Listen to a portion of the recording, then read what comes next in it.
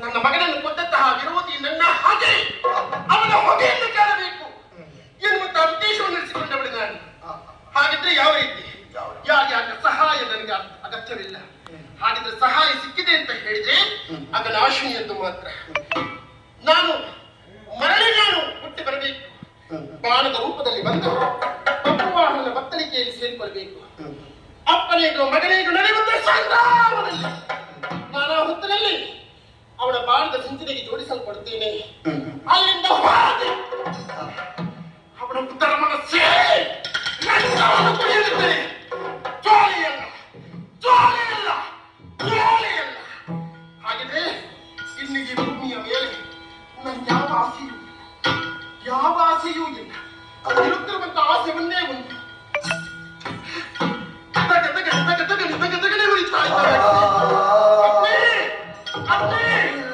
ನಿನ್ನನ್ನು ಸ್ಪರ್ಶ ಮಾಡ್ತಾ ಇದ್ದೀನಿ.